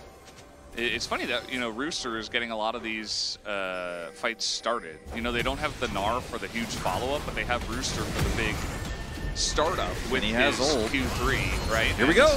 Yeah, he's looking for it now. He's going to push forward, and he's getting pretty low, though, as he was left all alone, kind of zoning away the rest of them.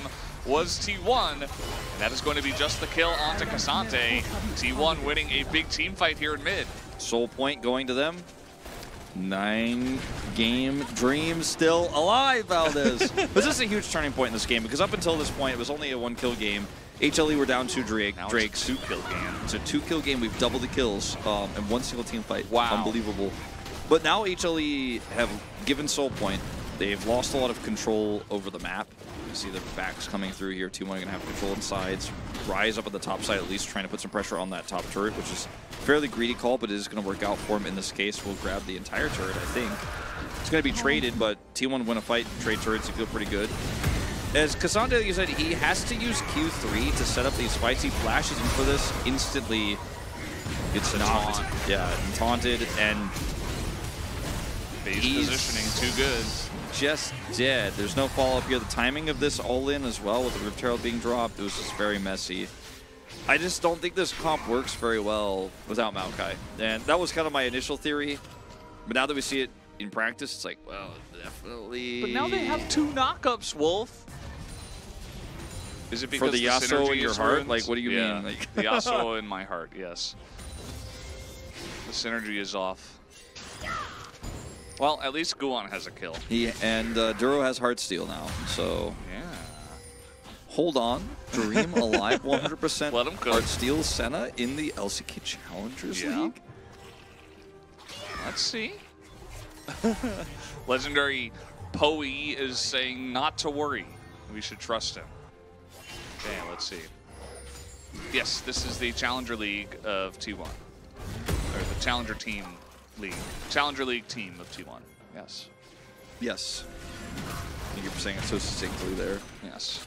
I used all my different combinations to make it work. Okay. Okay. Hold on. Okay. All right. Wait.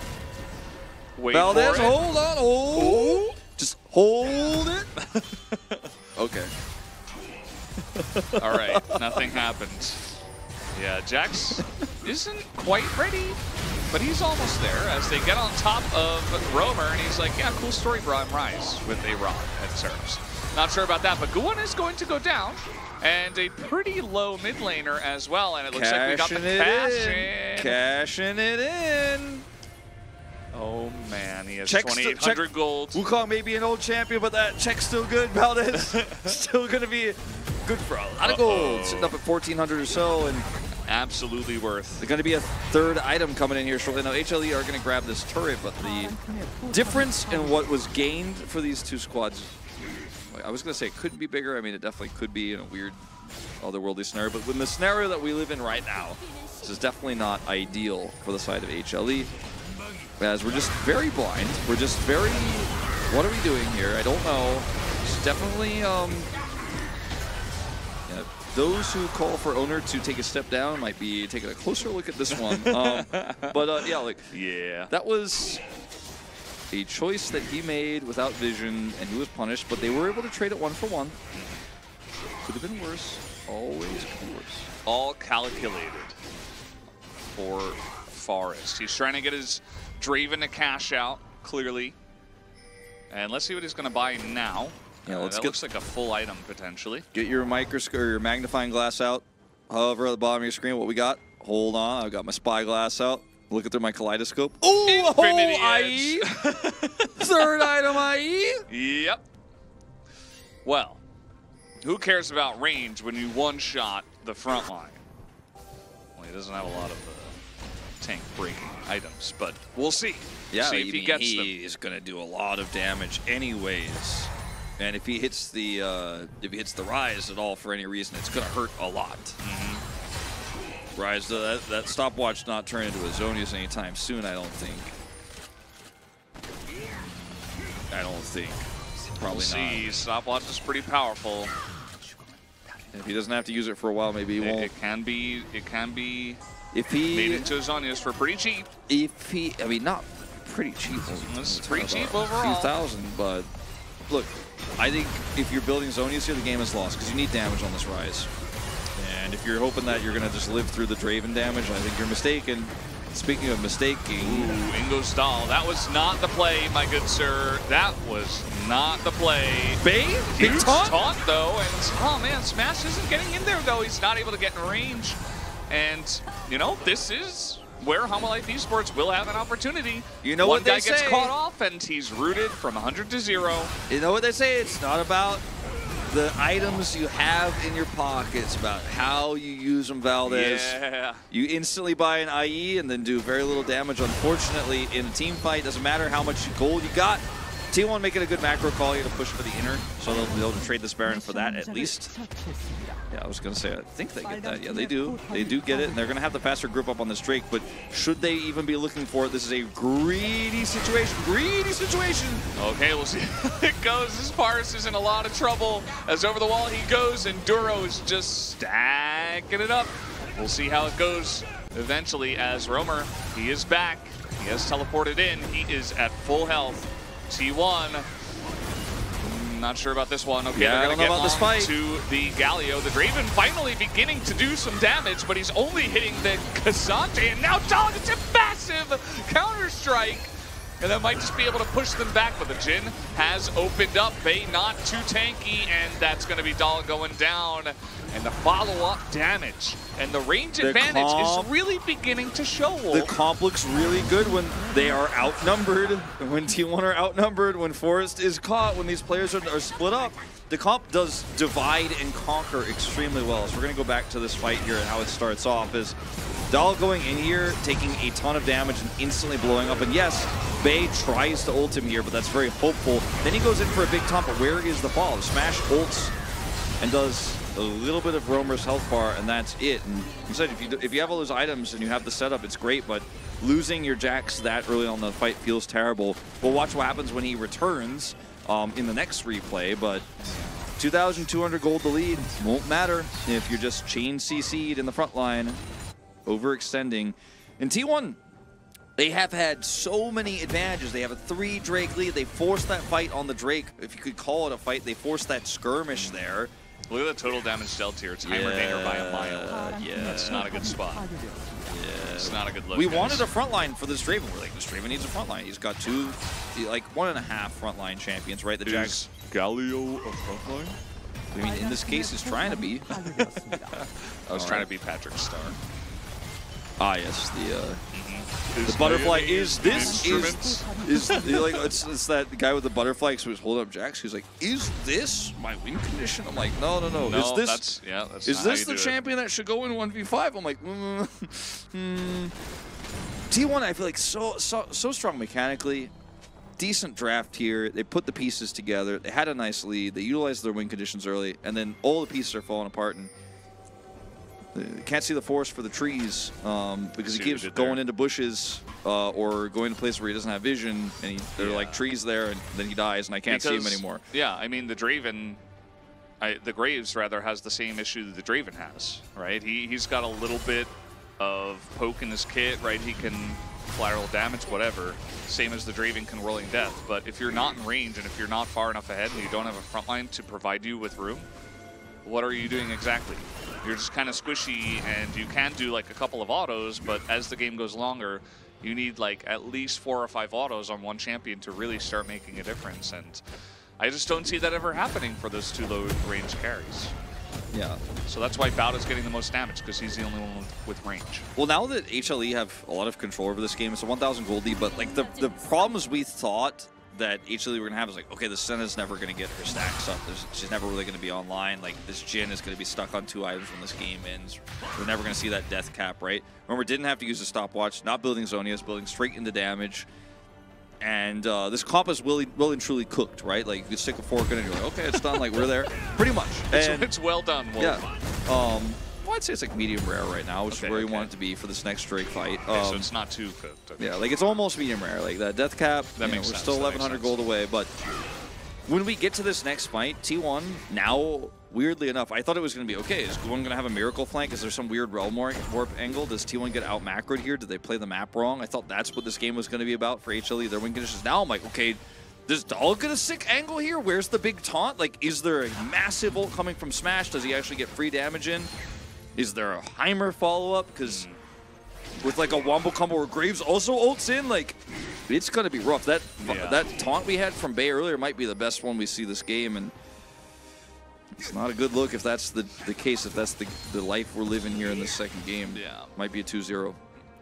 And it's kind of cool the way that Hanwha Life played the fight as well, because they never really looked for engages themselves. It was never like Guan going for the big play. Well, they did the one time where Rooster tried to go for the big play, and that failed. And then in the next fight, they kind of just sat there in mid in the K-Ram. They're like, okay, are you going to attack us? You can't take the dragon because we'll just move towards you, and we're going to Jhin ult, and we're going to Senna ult, and we're going to start poking you.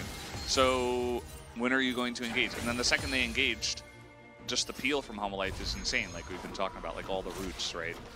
Jokes aside, it's like if somebody goes in there and there's no follow-up, the guy's going to die eventually. Yeah. Doesn't matter what kind of damage you're doing in your composition. Remember what I said in game number 1, eventually the Ryze becomes a omega carry in this kind of comp, because they will always root the front line in range of the Ryze, and then the Ryze just blows them up and has insane damage in the late game with the scaling. Speaking of, death cap's finished.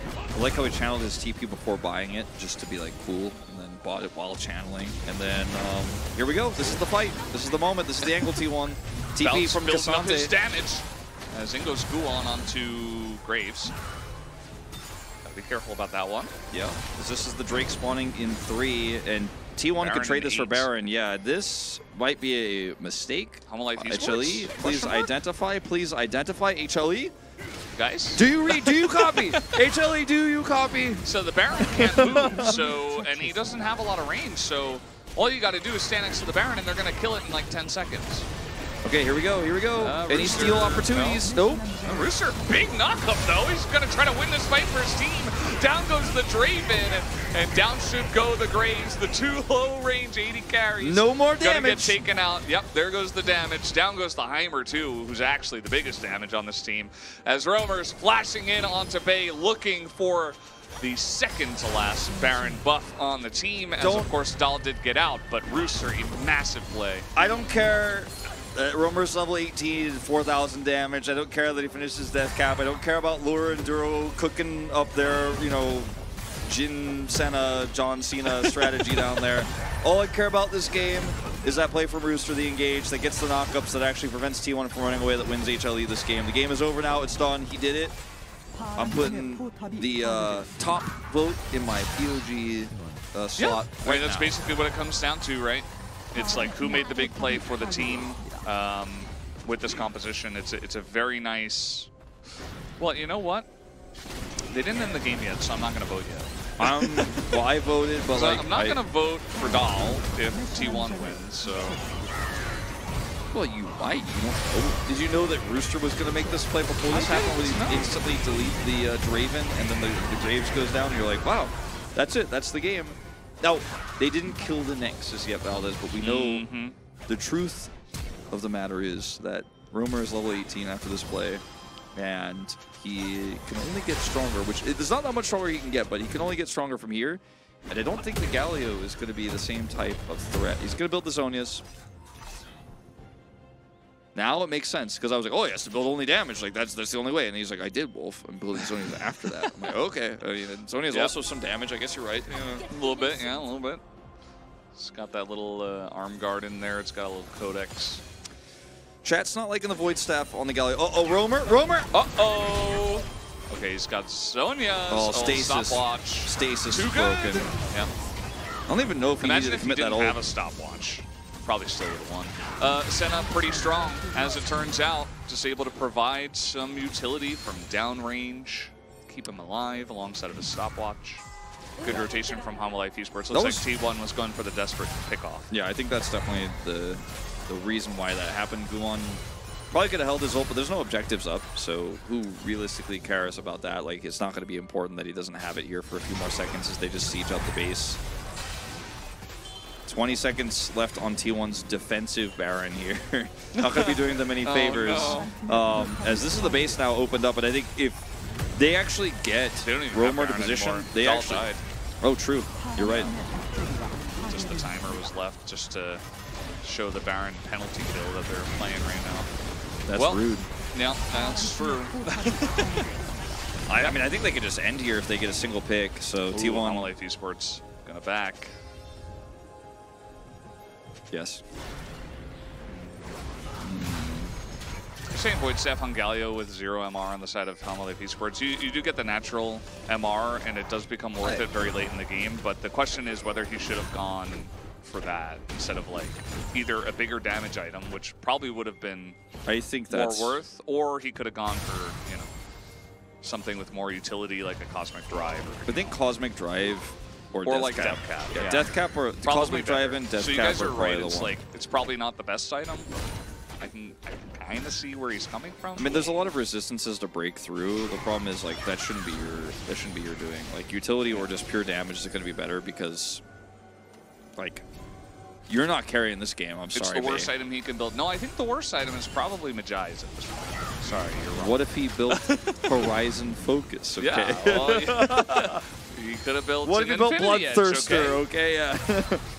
No, I mean, I think Void Staff is definitely not the right call here, but yeah, we're not disagreeing with you. It's just not a big fan of it, but I think this game is kind of so off the rails that it might not matter. This T1 get one more team fight here, one more Counter-Strike flash from Dahl. Yeah, that's the end of Graves as the Kali ultimate will get off, but unfortunately Guan tanky enough, although he went a bit too deep. He does have the GA, and Dahl is down alongside of the Graves here as, wow, Homolife are going way too deep. Are they even allowed to do this? Is this legal, Wolf? Yes! I don't know. I just checked the rulebook. It's okay. Smash is alive. Like, they just going face first into super fed carries. Might Doesn't not matter, though. Doesn't matter. Can he catch Bay? Can he catch Bay? Can Bay catch him? He's going to catch Bay, that's for sure. The question is, can he get out?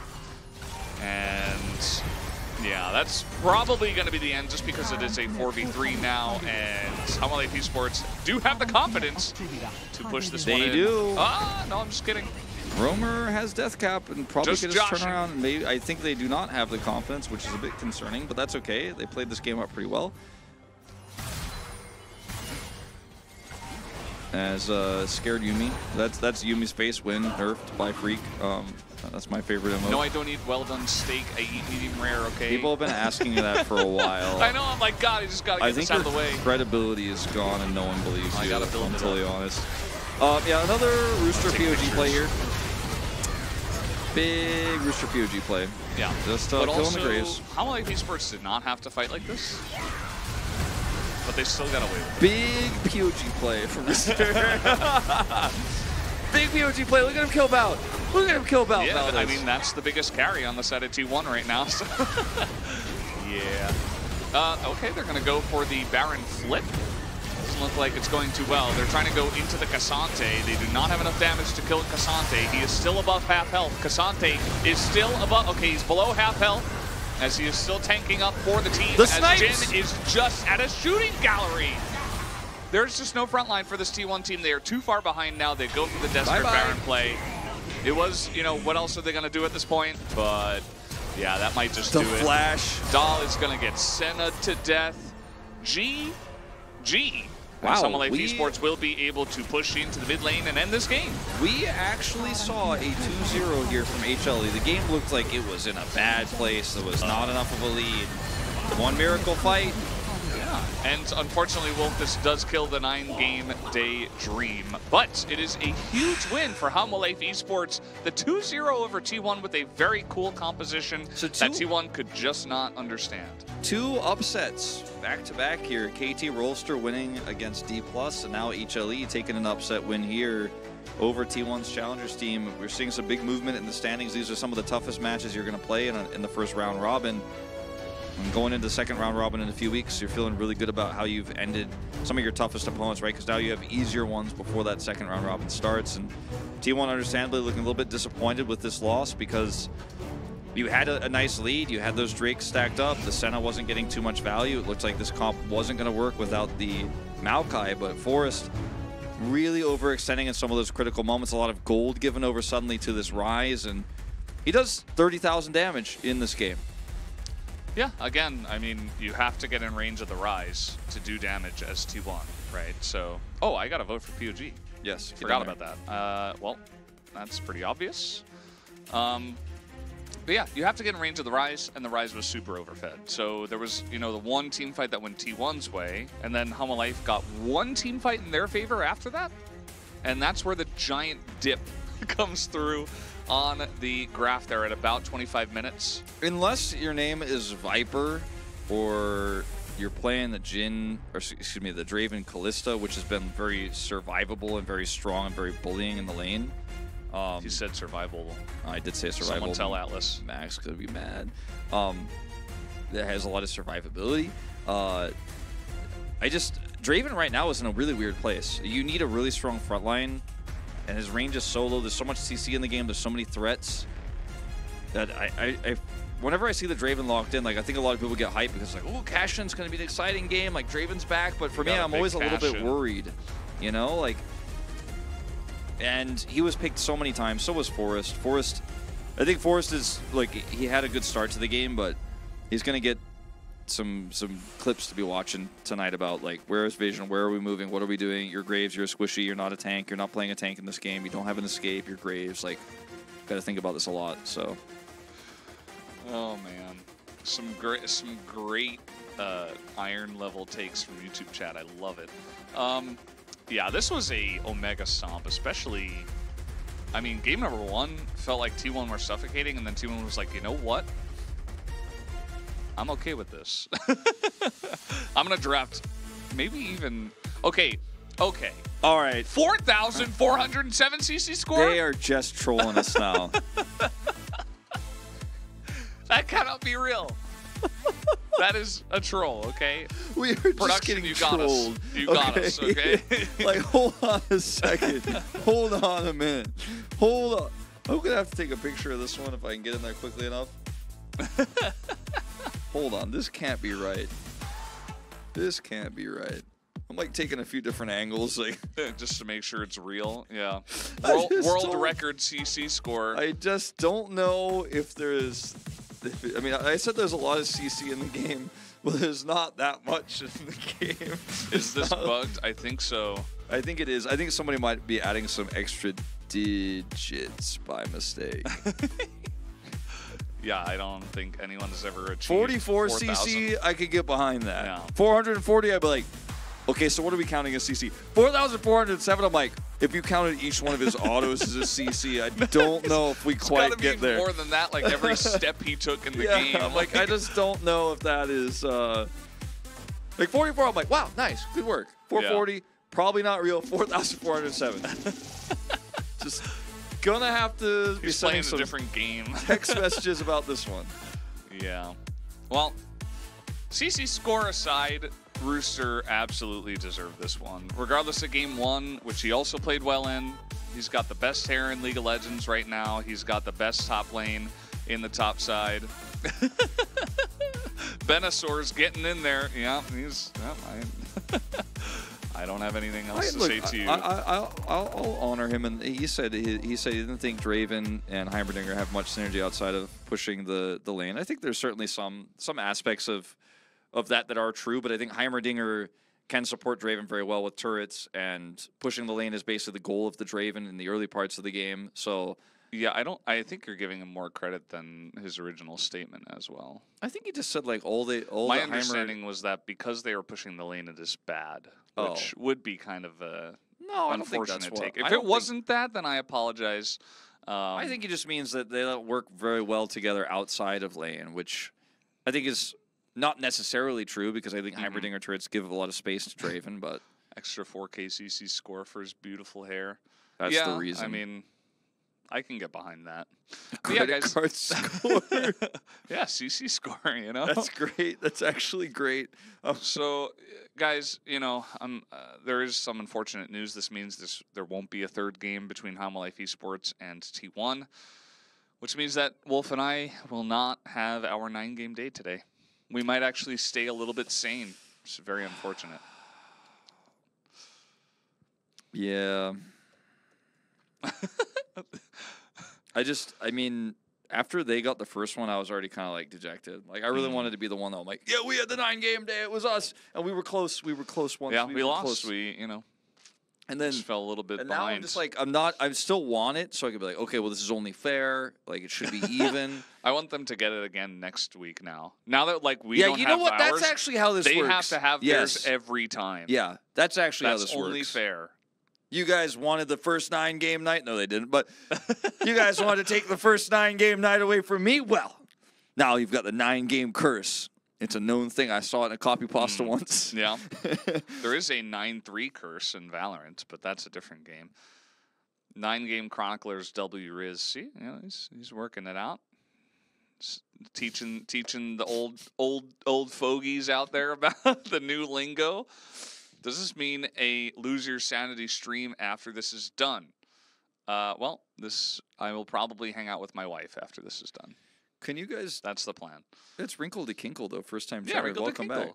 Oh my God! First time in skill. Yeah, first time chatter. Wow. Welcome. Wrinkle to Kinkle, a very famous chatter from from LCK consistent streamers chats. Well, now when I was a teenager on the internet, okay, we didn't have the emotes. There were no emojis. This is like before MLG Boneface, okay, before Kappa, Gray Face No Space, right? Before like the like praying emoji and 100 fire, fire, fire, right? This is like a decade before that.